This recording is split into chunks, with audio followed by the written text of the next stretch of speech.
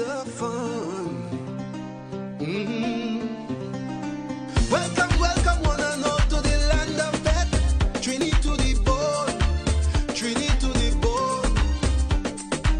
When they come to Bacchanal, well, they can't beat we at Trinity to the bone. All right, so welcome back, everyone. So you remember the film Trafficked? Well, it has been taken to Jamaica.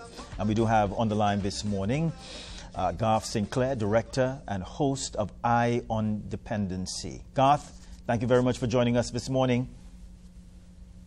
Thank you once again for the opportunity, Marlon. I appreciate it. Of course. So how is the film being received in Jamaica? It is, you can't believe that this film keeps on giving. And we are so proud that we hardly slept last evening because of the response we got from the showing yesterday at the university where we full screened it, hosted by His Excellency Derek Murray here at the High Commission attached to Jamaica, and the director sends his regards as well. You know, he has been going really, really well for a very long time. He has been pushing to as well, but he's here with us, and he's part of the contingent that's screening the film. Again, we have another screening today at the Cineplex in Kingston, and we expect a good turnout for that too as well.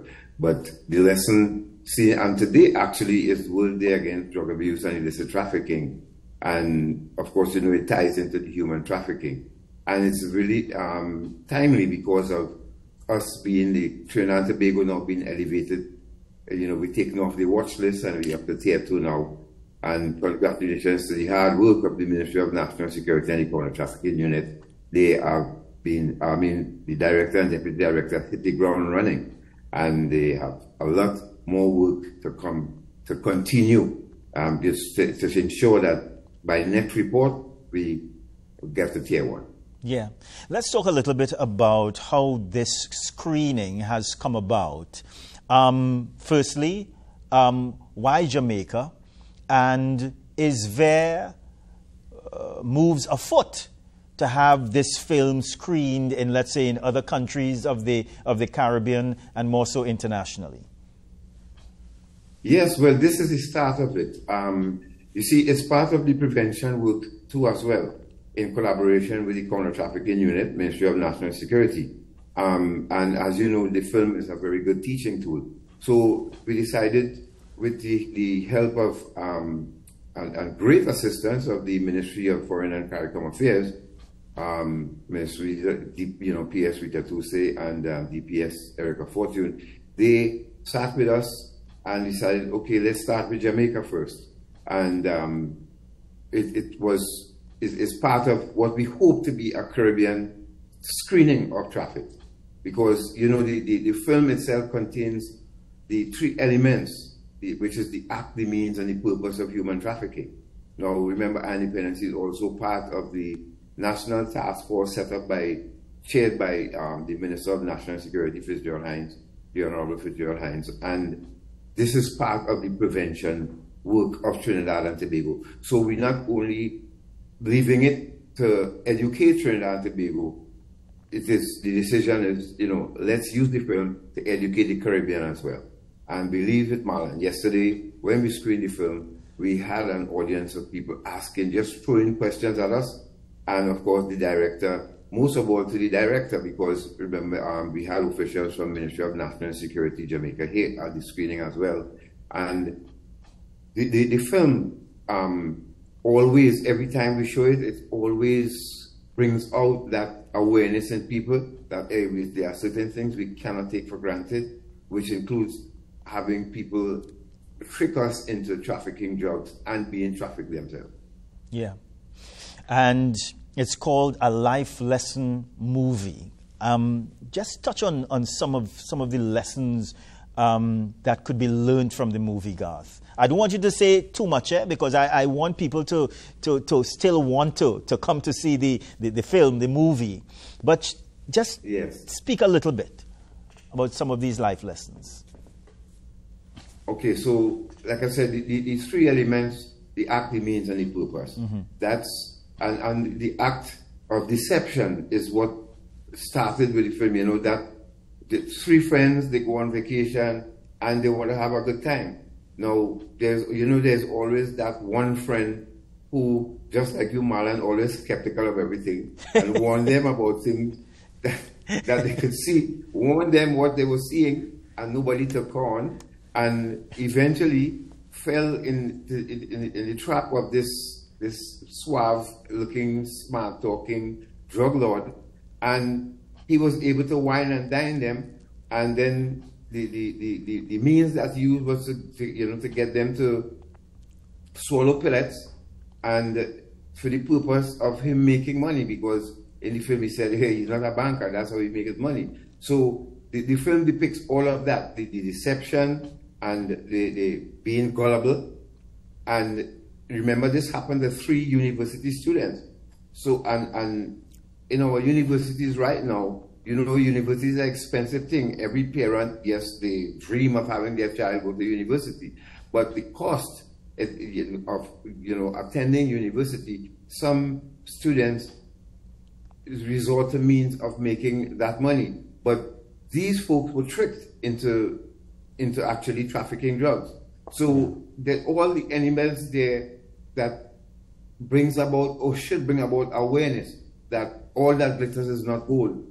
And this film reaches out to young people and let them know that no matter how good it looks, there always be the fallout from it, and this is what happened to them. So this is what the film has been doing, and we really hope that after we do that Caribbean thing, we could have a next run in Trinidad and Tobago as well, because of remember, the game has stepped up. Remember, drug traffickers and human traffickers, they do succession planning as well. They want to keep their funds going.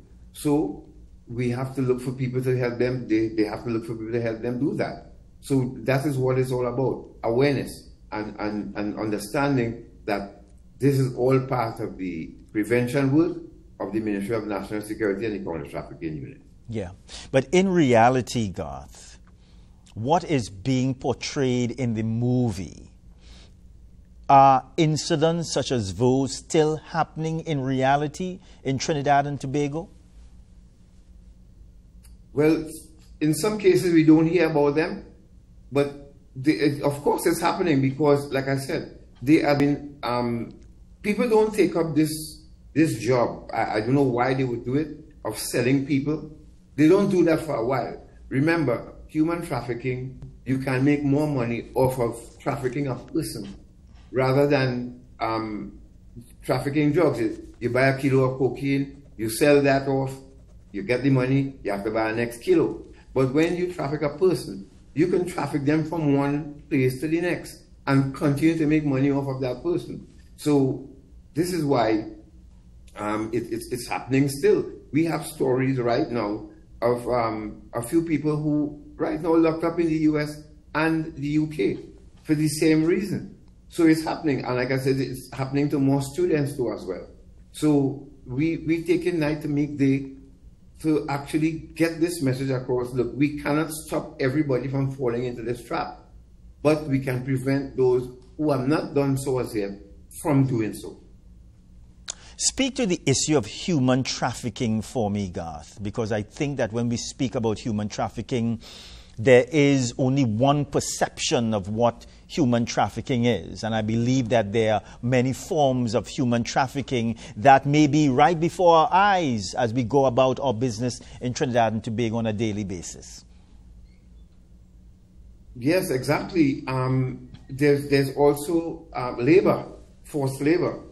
There are people who they got the notion, or somebody sold them this pipe dream that Trinidad and Tobago is this land of milk and honey, so they could come here and get a lot of work. And they fall for that, and they come here, and then they go into this, especially those who are here, who in Trinidad and Tobago illegally. They want to work, they want to survive. Some of them, thank God for that, God bless their soul. They don't want to get involved in crime. So they would look to the construction industry to get work. They would go to the food industry, or some of them are servants. and they are worked to the bone for little or no pay. And because of the criminals who employ them, and I call them that because you will let someone slave for 8, 9, 10 hours and then not pay them or pay them minimal wage, you know, even below our minimum wage standard. So that's part of it too as well. There's the sex trafficking, and there are those who partake in, and it's the demand for it. You know, there are people who insist that they want a certain type of person or child, and that's part of it, the sex trafficking as well. So there's the forced labor, and there's the trafficking, and for all you know, we probably could have organ trafficking going on too, and you will never know until that, you know, the mess hits the fan, and then we find out that there have been organ trafficking going on, because remember, organs are very expensive, and there are people who need them. There's a demand, so there must be somebody to supply it.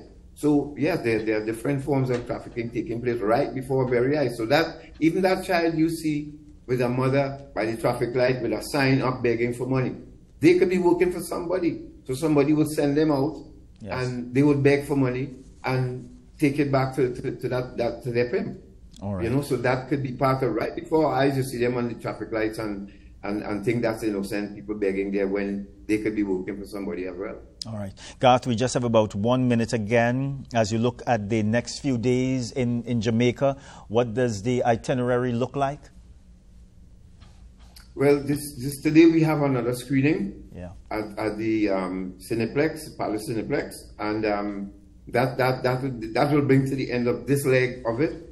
But when we return, the work continues, because on our Dependency this Sunday, through the counter trafficking unit, there's a spoken word competition for secondary schools that they have going on, and this Sunday we'll be introducing the 9 finalists to the public with their parents on our Dependency. So the work continues there, and of course after that there's an art gala, because all this is leading up to World Day Against Trafficking in Persons. So yeah, the leg in Jamaica comes to an end today with the final screening, and then we look forward to maybe Barbados or Guyana and to go on for the next screening. But the work continues, and again, I want to congratulate everyone involved in having us here and getting this screening done. And we look forward to the spoken word competition, which is on the 2nd of July in Sapa next week, please God.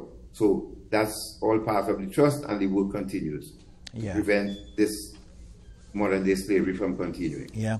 Garth, it's always a pleasure speaking to you. You know, as I speak to you, some people don't know you as GS Soldier, you know. I know you as GS Soldier, you know.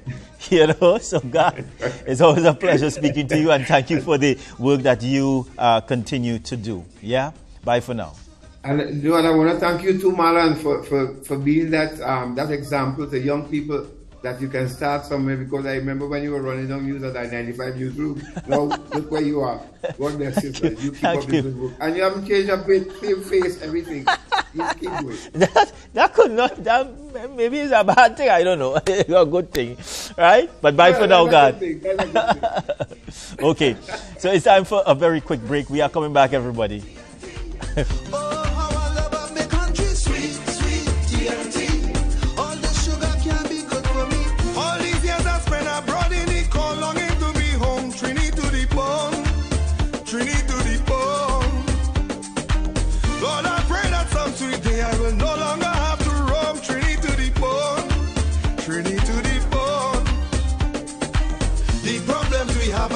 See,